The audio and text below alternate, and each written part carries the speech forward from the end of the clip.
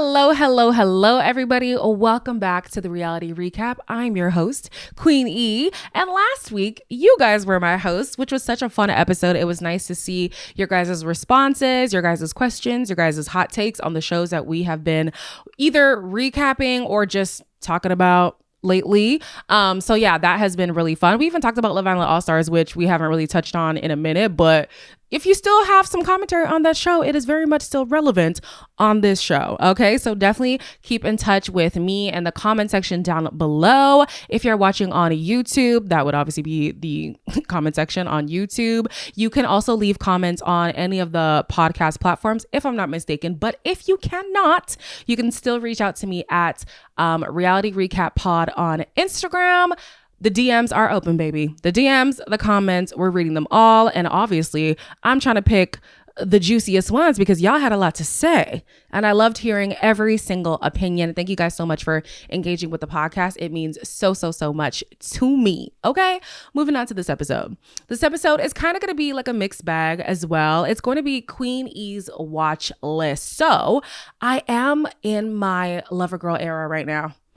I don't know if you could tell, you can't, but I'm going to tell you, I'm currently on a vacation. Okay. So I've just been in the love show mood. So Real Housewives has kind of taken a backseat, but I have seen that a lot of stuff has been coming out from that show. You have people who are exposing who actually released the photos of Brett, and you got Kenya doing her confessionals on YouTube because she wasn't allowed to do her confessionals on the show, and people have been beefing with different YouTubers and bloggers. It's been a lot. So I need to actually bunker down and catch up on all that tea before I come back to y'all. So we're just going to do a Queenie's watch list episode. Okay. So I've been watching like Love on the Spectrum, which is such a beautiful show. Oh my goodness. If you guys haven't watched, please do. I've also been watching Pop the Balloon. That one's a little bit hectic. I'm going to wait to get into that. And Married at First Sight. I know it was off air. It's been off air for a little bit now, but what can I say, off the air? Is that what it means when the season has just ended? Yeah, maybe that's not what I mean. The season has ended recently. So it has died down a little bit, but I have been binging it. So I did want to talk about that a little bit. Let's just jump straight into Love on the Spectrum. So if you don't know the show follows single people who are on the spectrum seeking to find a relationship, whatever that may look like. Some people it's, a more casual relationship. Other people it's a real serious relationship. We're just following their stories, seeing their dates, seeing them interact with their family and all of that jazz. Okay. So this is season 3.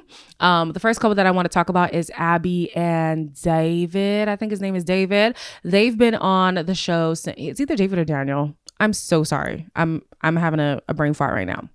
But they've been here from season 1. If you don't remember them, they're the ones who love The Lion King. They even went to, I think it was Kenya, to see a real life safari and stuff. They sang the theme song together. I mean, come on.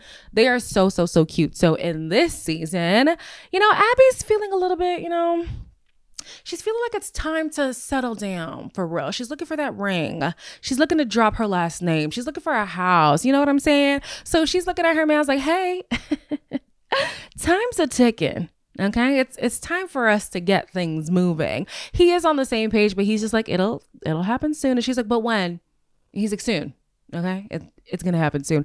I love how blunt everybody is on this show, and it's not rude. It's not rude at all. One thing I love about watching Love on the Spectrum is the fact that I get to see what dating or just relating with people could look like if we were just honest and not rude. You know what I'm saying? I feel like a lot of the castmates on Love on the Spectrum, they are aware of the fact that they have autism or whatever it is that they're living with, and it doesn't affect anything. Like, they still want like relationship, they still want independence, they still want like it, and it kind of breaks the barriers of what people may think about somebody who is on the spectrum. Like, oh, that person might be dependable their whole life. We saw somebody who was living independently. We saw a couple who's ready to move on to the next stage. We just saw so many different aspects of all these people's lives, and it's just very enlightening in my opinion. So yeah, seeing Abby just be like, this is what I want and I hope that I'm gonna get it, and him being like, well, this is what I want, and like just blunt, just say it like it is. I think we could all learn from that, honestly. I think what has made dating so hard is performing. Like, oh, I can't do this because they're going to feel this way about me, or I'm going to be perceived this way, or people are going to say this, people are going to say that. Listen, when it comes to matters of the heart, you better be true to yourself. Abby's true to herself. David is true to himself. Tanner, Connor, Perry, all of them. They're all true to themselves, and we're seeing what that looks like when they actually get into relationships. It just makes it so much more beautiful. So in this season, we also did see that they have been celebrating their anniversaries, and Abby did write a song, and it was cute. It was so beautiful. Yeah. I like them. I'm interested to see where their storyline would go, because respectfully, if it's not going to continue to go anywhere, I think there's other storylines that I'd like to see. But I've loved watching their journey so far. Moving on to Tanner. Tanner is such a sweetheart. Oh my goodness. So one thing about Tanner is that he speaks really fast, and he wants somebody who's quite talkative as well. And I feel like he went on dates with women who weren't as talkative, and you could see him just grappling with that whole like, oh my gosh, I don't know how to function if you're not as talkative as me. But you could kind of see the growth as well. Like if there was a lull in the conversation, he would find something to ask his date about, or it was really nice. He is currently still single, so ladies, if you're watching the show and you like Tanner, hey, you might be able to go on a date with him. There's a lady this season who was like, yeah, I watched the show and I was a fan. And I'd like to go on a date with, it was either Tanner or Connor. I'm not quite sure which one it was. But yeah, I feel like Tanner is such a catch. He's such a sweetheart. He was having a conversation with one of his friends who has been in a long-term relationship. And he's like, oh, what are you looking for? The friend was like, oh, what are you looking for? He's like, honestly, I just want a good person. Like race doesn't matter. Upbringing doesn't matter. It just, are we a match? Yes, no, cool. Let's go with it. I feel like we just overcomplicate things. Honestly, if you are a good person, if we vibe, what else do we got to talk about? I feel like we go together now. So yeah, I really did like that from Tanner. Next, we have James. So James is an interesting one because he has been the one who's been going on these speed dates. I, for the life of me, could never do speed dating. I did like the pressure of getting to know somebody that quick, and like you're in your head, they're probably in their head. Once you actually get a flow going, the date has to be over, and then you actually have to mark who do I like, who do I not like, are they going to match back with me? It's too much. It is too much. But he has been putting in a valiant effort season after season trying to see if his match is there, and unfortunately he couldn't find anybody on the speed dates. However, he did go on a blind date with a lady who I think they had a really good connection. I want to say that it was like karaoke or a trivia type date. I don't quite remember, but for some reason it didn't work out. And then we see him celebrate his birthday, and he brings a partner who, his current partner now, but he brings this girl who he had been speaking with online, and he was like, okay, I'm gonna put my hands close to her. I'm going to look her in the eye. I'm going to tell her my intentions for her. And it was just so cute to see everything just deconstructed, to see him thinking like, how he's going to let her know that he likes her. Like no tricks, no games, just like, hey, here I am. I like you. Do you like me? Easy, simple. So they are still in a relationship. I think it's really cute. I love to see where things go with them in the next season. We did have a couple this season who was from last season. That was Danny and Adon. So she was into the fact that he was a self-made guy. He had things going for himself because she also had things going for herself. She wanted a man who had some direction, but also wanted to explore a sexual relationship. So this season, we actually got to see more of Adon's story. He kind of was like a supporting character the last season. This season, we see him relate with his father, and we see him like get ready for dates and stuff and talk about the things that he's thinking about and going through. And he does say that faith is is very important to him, and he doesn't believe that having premarital sex is going to be the right thing for him. So he decides to end things with Danny. Boy, was it emotional. It sounded like both of them were considering compromising their own beliefs in order to keep the relationship going, which is real. Like, it has happened to people time and time again.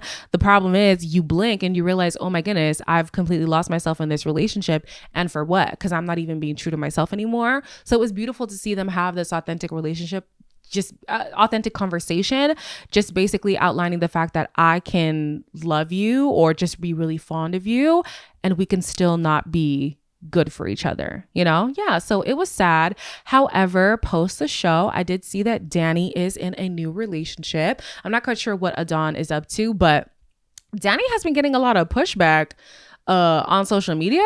I'm not quite sure why, but she has been addressing the haters, being like, okay, first of all, I was just living my life. This is not an experiment for me. This is my day to day. So not too much. Okay. Not too much. And y'all, not too much on my girl, Danny. Not too much on my girl, Danny. She's in a new relationship. She's very happy. Love that for her. Okay. I hope you're getting everything that you wanted, mamas. Okay. Okay. Then we have Perry. She has actually had relations in the past with men, but she feels like as time went on, maybe she is queer. She wants to explore her bisexuality. Her sister is lesbian, so she had somebody who could relate with her in terms of figuring out her sexuality and stuff like that. So she is really fond of trains, and she just wanted somebody who was just infatuated with trains as much as she was, and she made a really good connection.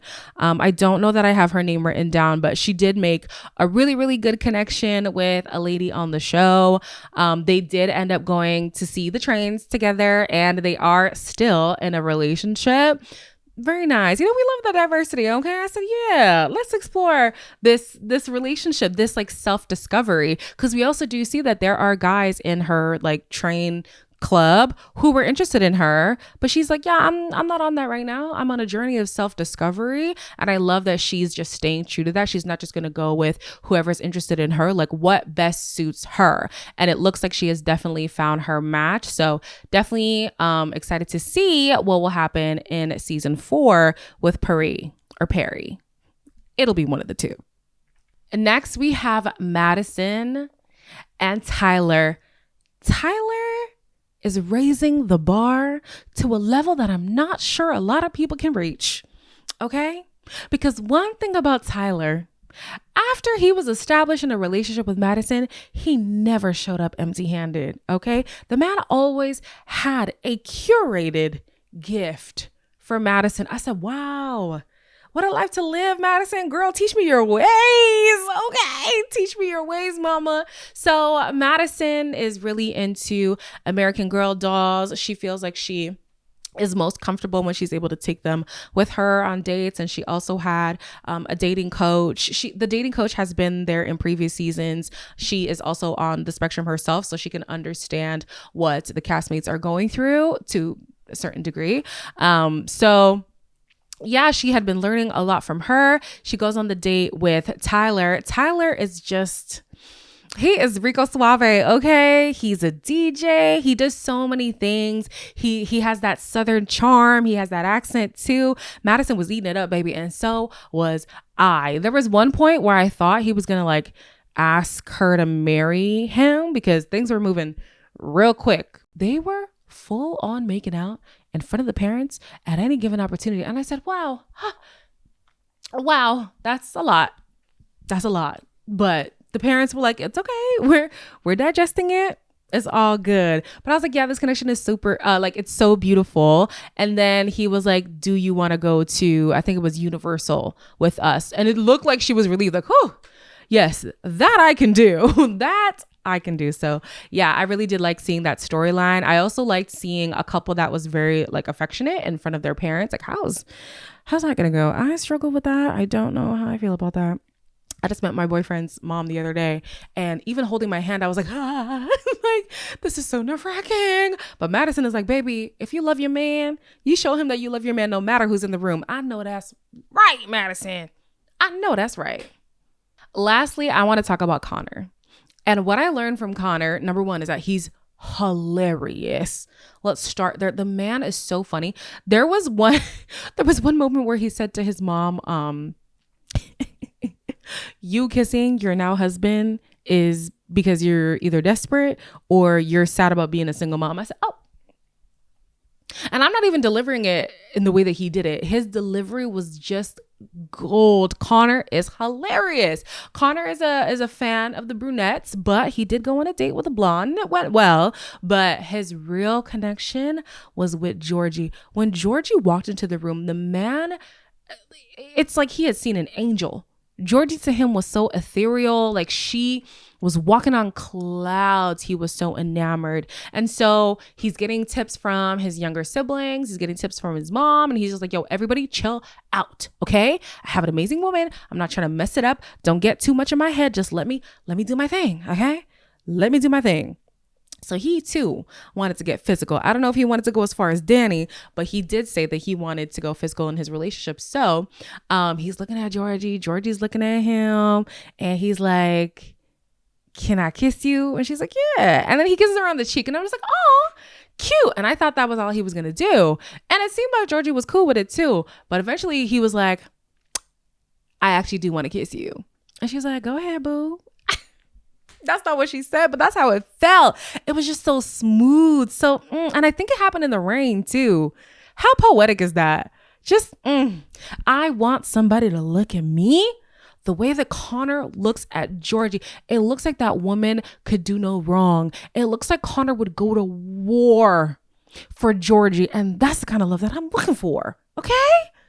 Yes, Connor and Georgie, y'all better show the people how to really love. I feel like we're missing real lover boys and lover girls, real lover people these days. Okay, people aren't loving like we used to. You know, that R&B singing in the rain, that I can't live without you. You are the breath that I breathe. I'm nothing without you. He didn't say all this, but that's what his expression was giving. I need that energy. Absolutely. So let me quickly move on to Married at First Sight. I actually don't have too much to say about that. I just wanted to get some random thoughts off of my mind just because I've been binging the show and I just want to talk about it really quickly. So Married at First Sight, if you didn't know, it's a bunch of singles who get put together to be legally married. Now, the international versions, those marriages are not legal. The US version, they are legal. Okay.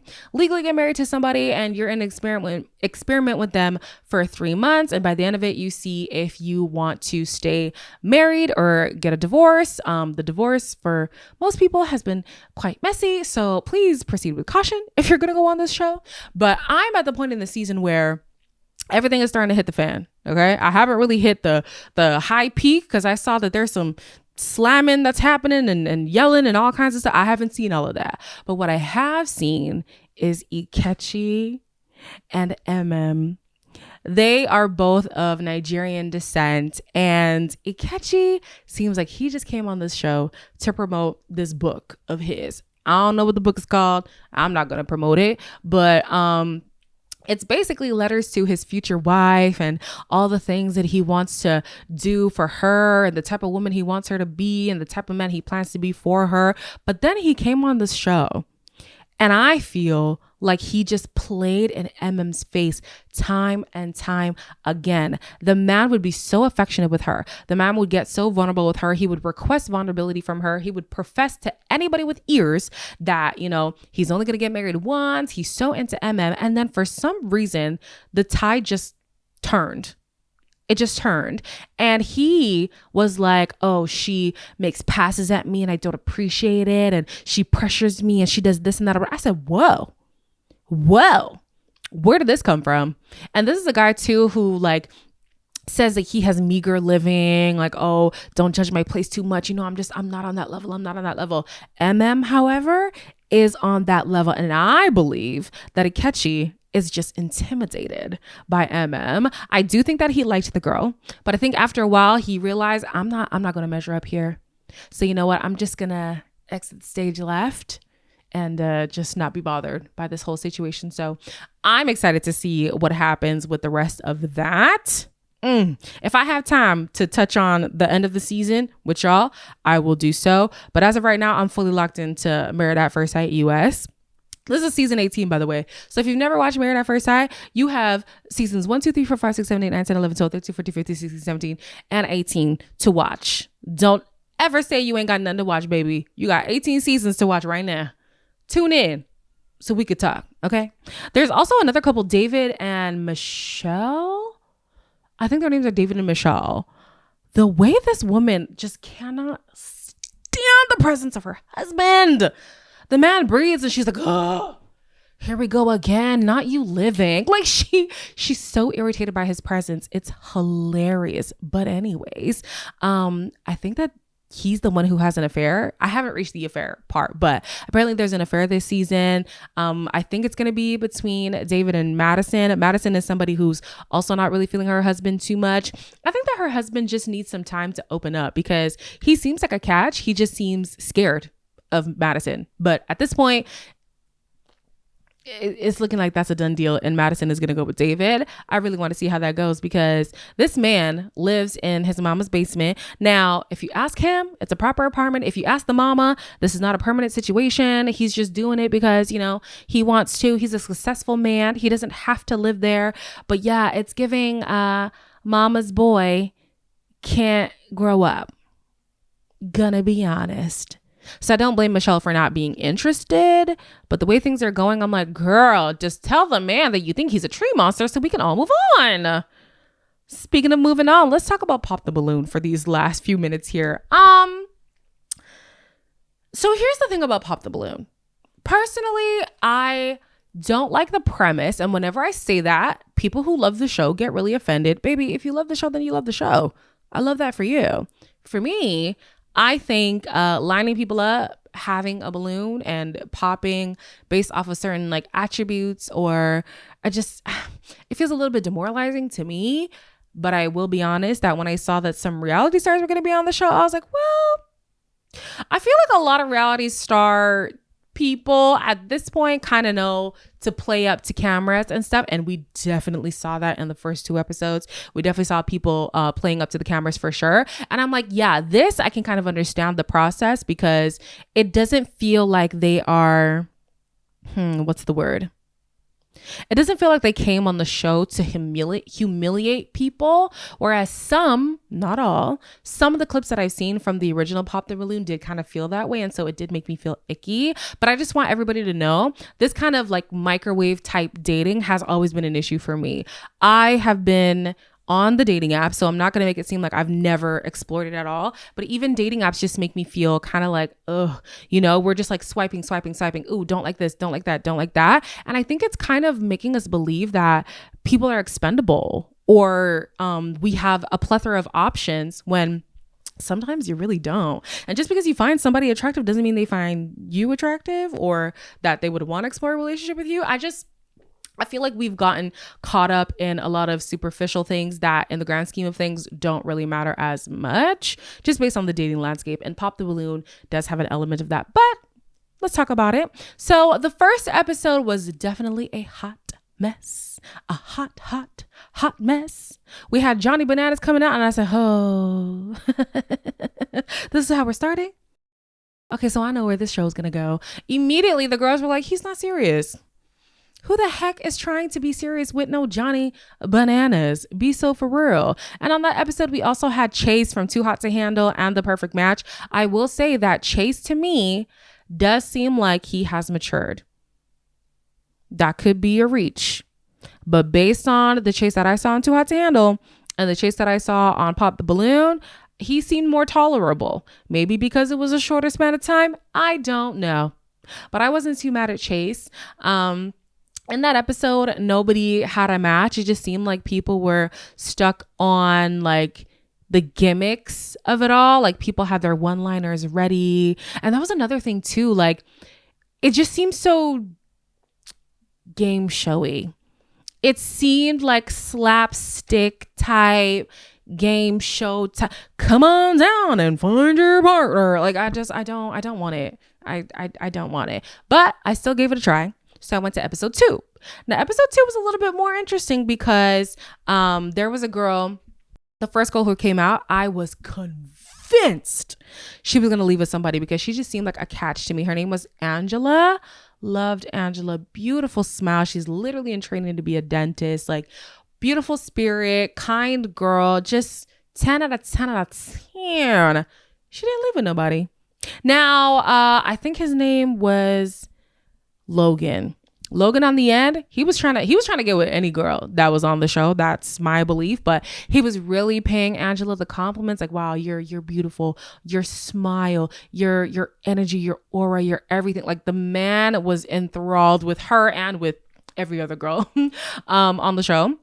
But there was this guy, oh man, I'm forgetting his name, but the Nigerian guy. So he had a problem with the fact that Angela was wishy-washy.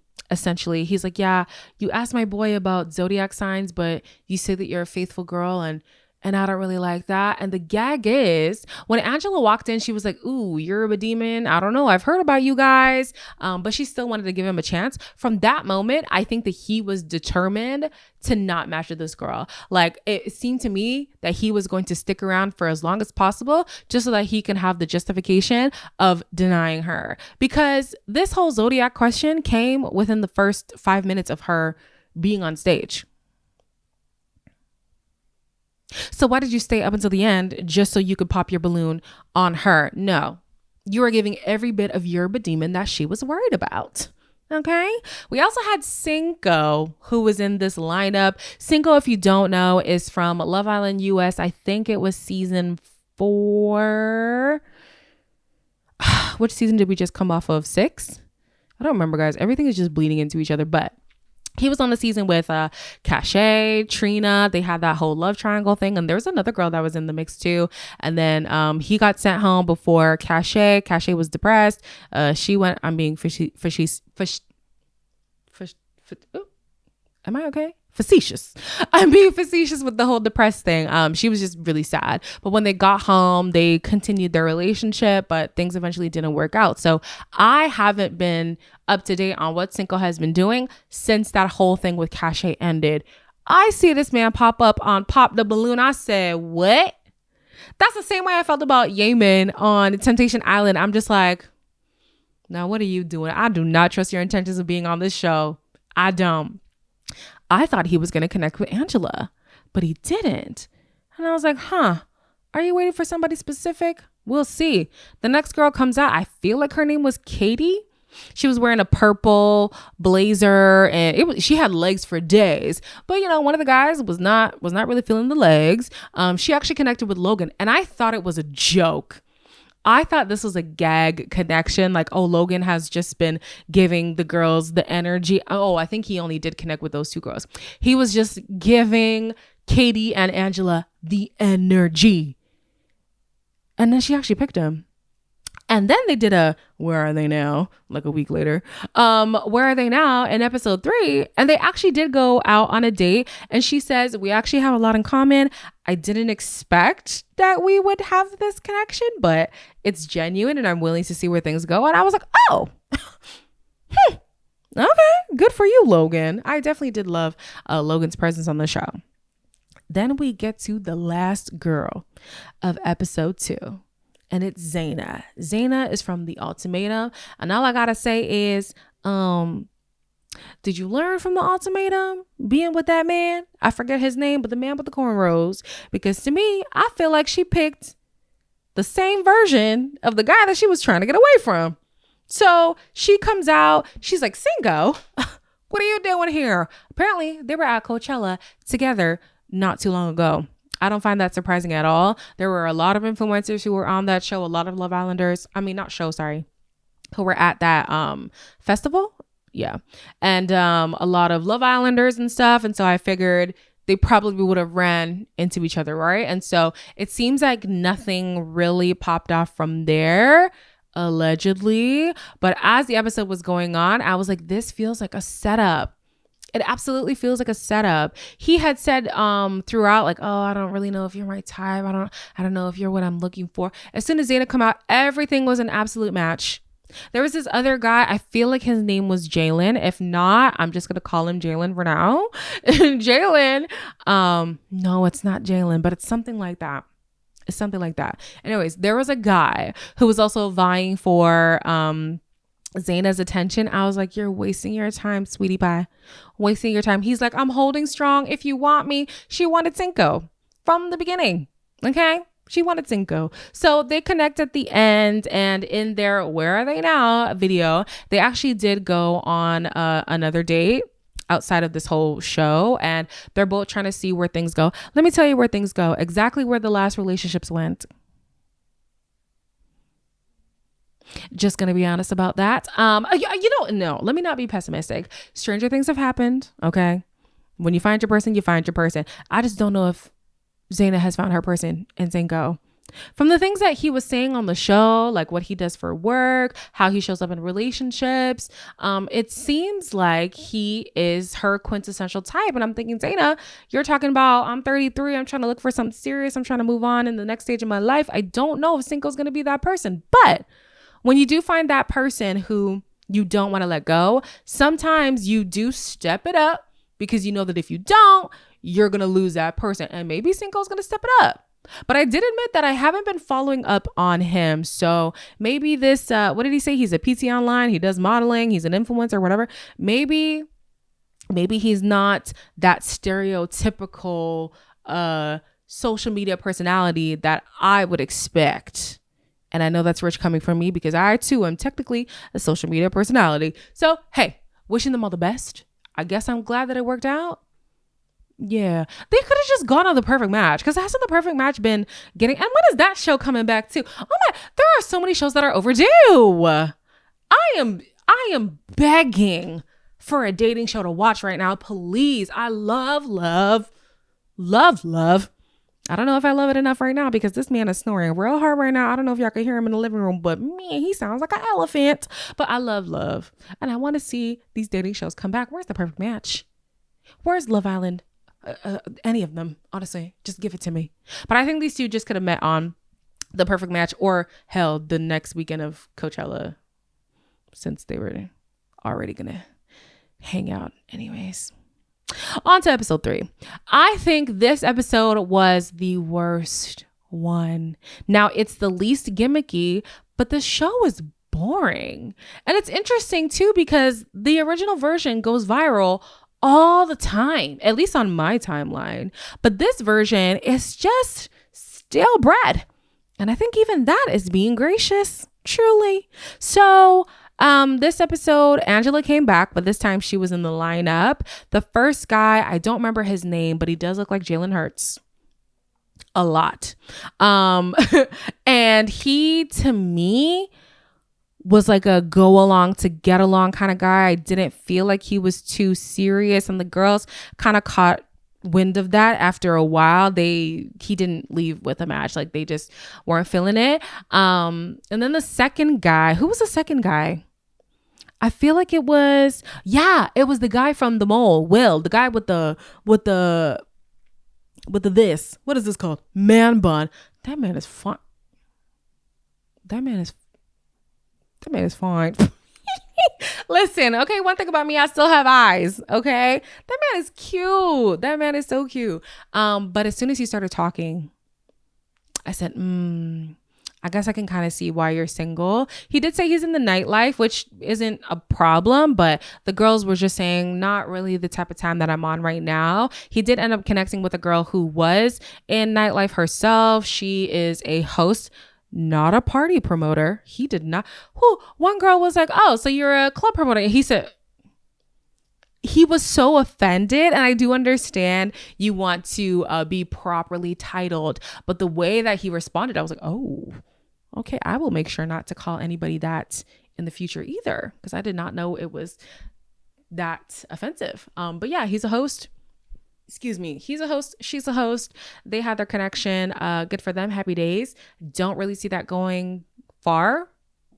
He just didn't really give serious to me. I feel like he would have been good on The Perfect Match, though. I think he's a beautiful man. I think he would have had a great time having the time of his life on an island, getting to date other beautiful people. why not? The last guy to come out, I do not remember his name, but he immediately set things off for me when he was like, yeah, I don't really do princess treatment. Popped. I think there were 4 pops. It was like pop, pop, pop, pop. I was like, in what world do you think it would make sense for you to say, hey, if you're looking to be treated like a princess, I'm not your guy? Most women would like to be. Okay. It kept going and he was just saying, hey, I'm not trying to get married anytime soon. I'm not ready to settle down. I don't want this. I don't want that. Basically, I'm going to be quite difficult. I might be non-committal. Are you down? Yes or no? Most girls were not, but there were 2 girls at the end who were.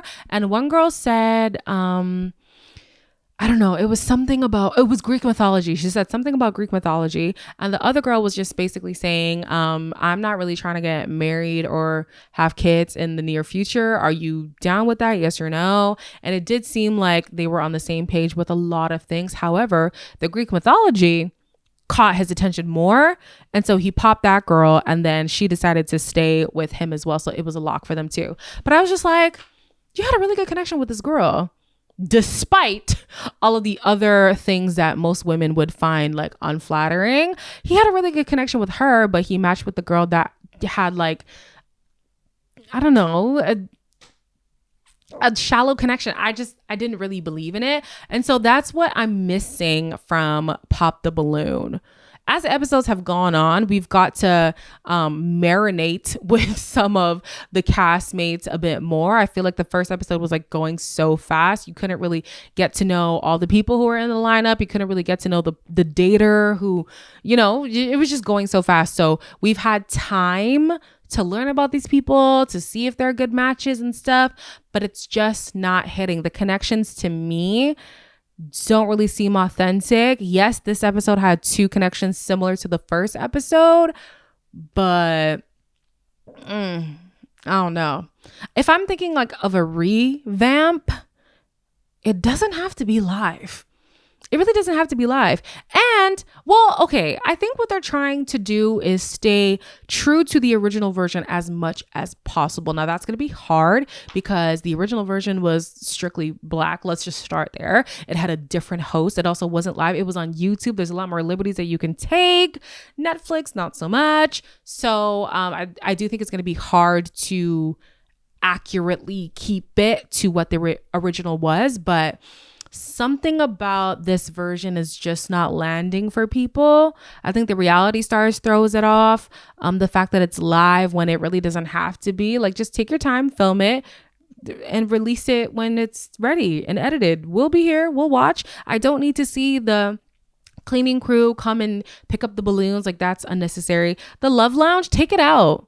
These people don't even have time to be back there and actually have a full-on conversation. What is the point of that? And what is Chinadu's position on the show? To just come and give commentary here and there whenever Yvonne is, I don't understand. I don't understand at all. But I will keep watching just because it's something to watch. We'll see. They have 7 episodes in total and we've gone through 3. I think it's 7 episodes. So there's at least 4 more episodes to go through. I think by the end of the season, maybe they'll really be in a groove. And I hope that they're taking some constructive criticism as well. I know Yvonne got a lot of flack for being very jokey and talkative in the first episode, and you could see that she dialed it back a lot in the second episode, especially because Arlette, the original host, is just not that exuberant. She lets the daters be the personality. She's just there to facilitate the connections. You know what I'm saying? So Yvonne did dial it back, and I think that does work. But yeah, there's a lot more fine tuning that needs to be done. But I will give the show props for being unique. Okay. Rarely are we seeing some unique games these days, unique shows these days. I think most recently, $1 Million Secret, that was quite unique. I loved that. There's actually a show on Hulu right now called Got to Get Out. Keep your eyes on that as well. That one was interesting. Just quick synopsis here. It's half reality stars or like notable people and half everyday people, and they're all trying to get out of this manor with the money that is currently being, how would you say it? Like there's a money clock, and at certain intervals, you can decide if you want to leave with that money, but you have to get out without getting caught. And then at the end, everybody is still vying for whatever is left from the $1 million, I think it is. I think it was quite interesting. I really was engaged. I binged it. I definitely binged it. Cynthia, girl, the strategist that you are. I need to see Cynthia Bailey in more shows. She was on, was she on Traders? If she wasn't on Traders, she should be on Traders. And on this show too, she's just so unsuspecting that you wouldn't think she's playing you as she's playing you. No, the girl did a good job, man. The girl did a good job. Other favorites of mine, Spencer and his commentary, that was good. I love the Shmerikovsky guy. I forget if it's Val or the other one. He's from Dancing with the Stars, the younger brother. I like him. I think it's Val. Yane Coleman. Keep your eyes out, guys. There were some really good characters on this show. The guy who was a cop. Yeah, it was gold. It was good. Another show that's kind of different is The Trust. That was unique. But as far as like dating shows are concerned, I think it's all just recycled content, honestly. So Pop the Balloon is innovative. That's why it has been as successful as it's been. I think Netflix does have a golden opportunity if they're willing to just go back to the drawing board. Yeah. So anyways, that has been Queenie's watch list right now. You guys let me know what you guys are watching. I'm clearly in need of some recommendations, like show recommendations. Love a love show, and it can be from another like country. I know Love Never Lies Poland is very popular. Singles Inferno is very popular. Love is Blind Brazil is very popular with people. So yeah, guys, any new exciting shows, like give me drama, but also give me success. I don't only want drama. I want the show to actually work out for some people. Hit me with your recommendations down below. As always, like, comment, share, subscribe, and I'll see you again next Tuesday right here to break it all down again. Bye, guys.